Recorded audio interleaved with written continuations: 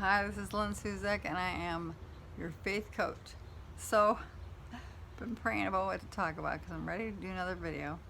And I've been talking about, and the last time, about the video that is so good by Audrey Mack about getting up out of a wheelchair, and about two twins that were healed, but not at the same time. The first one got healed, the other one thought, well, God must want her healed and not me. And these are very, very good points that we need to listen to and think about, and undo anything in our heart that's not true.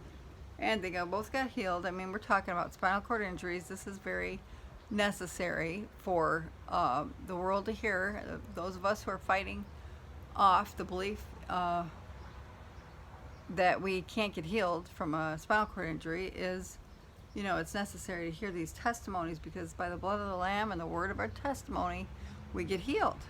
So, because, testimonies have boosted my faith and helped me step into faith in every area of my life that I've been successful. It was like, okay, I didn't even know we could do that, So the things that I know that I'm supposed to be doing, I've stepped into, and I've seen a lot of results. But anyway, this one's going to be about the subject of, is rebuking unnecessary? I've been talking to a few people about this subject. I did a video called "Don't Forget About Rebuking," basically, and it's rebuking Satan, and rebuking symptoms, and rebuking the attacks that we get does work. And I thought, there's this rebuking is getting like a bad rap, because people can get too hung up on it, and that's all they're doing, rebuking all day. But it's got to be a part of, just not our only tool. And the question has been brought up, is it even necessary? Now, my answer to that, okay, is, I was talking to my husband about it. I'm like, well, if somebody thinks it's unnecessary and they're not doing any rebuking, but they are successfully resisting these symptoms, then it's not necessary for that person. But how many other people are just starting to learn to resist things? And maybe it's a first step for somebody, and they don't know how to resist. The fight has to be in you. The resistor has to be already in you, programmed. And if you have, just like in Audrey Mack saying, one girl was aggressive.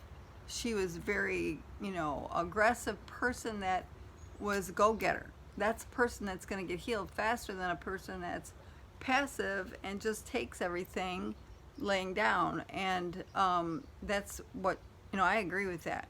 Now, I've done that in many areas of my life, but this area I had become passive about it, thinking, I'm just waiting on God for many, many years.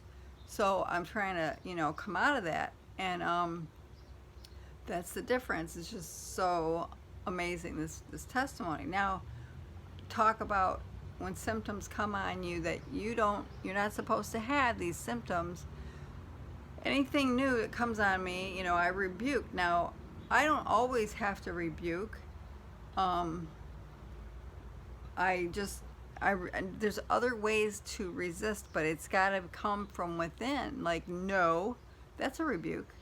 I have a daughter that has, she's a nurse, and sometimes she, is so medically minded, she kind of accepts things accidentally, and other times her spirit rises up and says, no.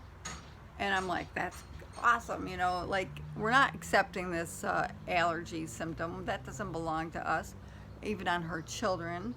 And doing it every time, and then it becomes a part of you, like, no. And sometimes you don't, after a while, like, especially if you're already a fighter and you resist everything, if you're a person that is resistant or rebellious to everything always, then you are, for you, it probably isn't necessary to actually say, I rebuke you, Satan. Now, the rest of the world isn't like that. Everybody isn't that way inside. And again, like I say, I absolutely believe that Andrew Womack, he went to Vietnam. God, he was a teacher. He was going to be an accountant, and he was drafted to Vietnam. Now, did God call him to go to Vietnam? I don't know, but it turned out to his benefit because he became a fighter inside. And this is how you get fast results, with prayer. Now, it's in him to fight to the death if necessary, because he went to war and he had to become a fighter and be willing to fight for real. And he learned how to do combat. This is a Baptist teaching preacher. He didn't grow up like that. I don't know if he fought with his brothers and stuff, but anyway, he became a fighter, and this is how we get fighting in us, okay? So I'm going to say again, Andrew Womack and Curry Blake became a black belt. I have never physically fought, and that is something I wish, even as a woman, and I want to be a fighter on the inside, and I am in many ways, but now that I've been sitting in this pool of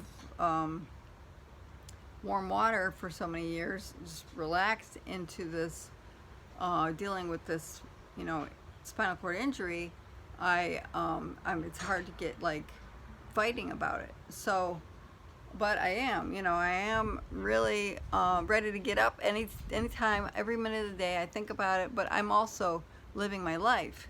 So I'm not relaxed about it, but I'm not sure how to get up and go. So, and make this, take this by force like I should.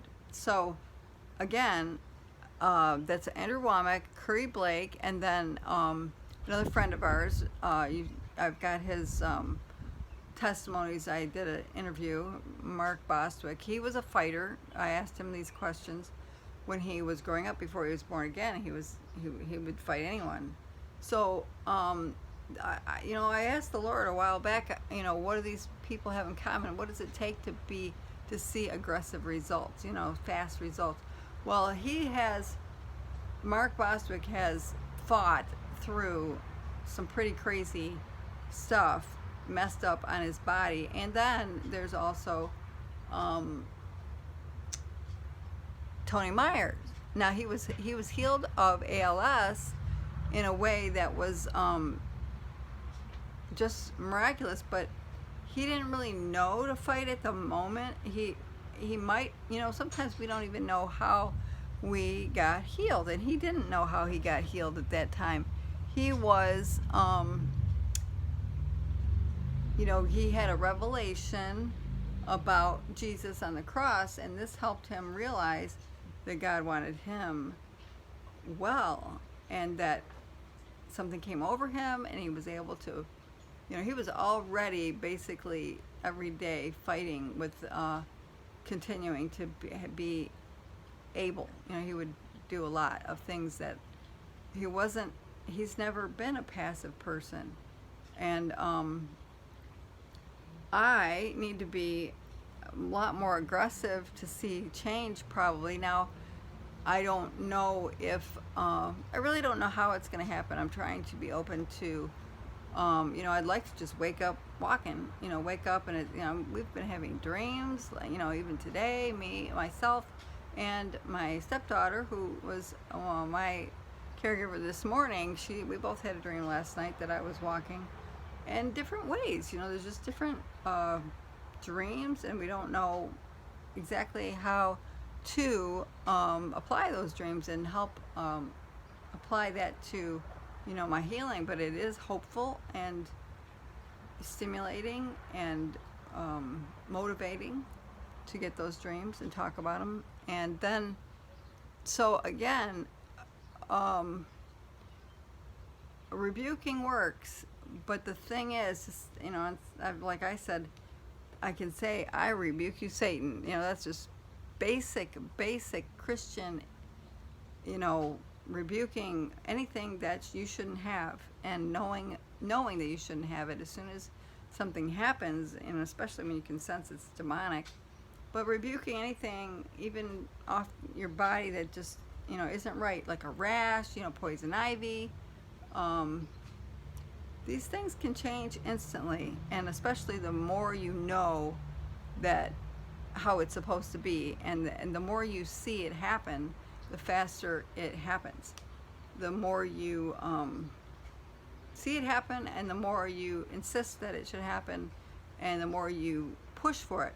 Like I said, Mark Bostwick, he had so many crazy things happen on his body. He was very kind of a person that got injured a lot too, because he was so kind of, you know, active.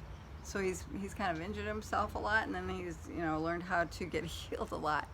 And he has insisted beyond, you know, like I say, scary faith, that this is not the way my body should be. And I know Tony Myers has done this too, when he broke a foot, you know, walking around on it through the pain, because they know that this is how you do it. Now, how many of us are willing to do that and push and take, you know, through pain till that instant miracle happens? It does work, you know, if you realize and believe that this is how it works, then you can, you know, take an aggressive step.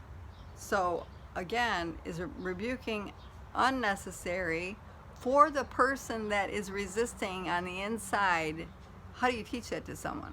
I don't know. They have to, you know, but for the beginner, I'd say, I'm not taking this rash. I'm not taking this, you know, whatever it is. I rebuke you, Satan, you know, especially when you're under something, you know, really, you know, is demonic. I mean, just out of your mouth, I rebuke you, Satan. Now, if you don't feel like doing that, and you don't need to, because you're thinking, you know, get off. I mean, I'm not taking this, then it is unnecessary. So I'm going to say both ways, and I'm explaining how this works and put it all together for healing. Amen. So thanks for listening, and I'll munch on that. Amen.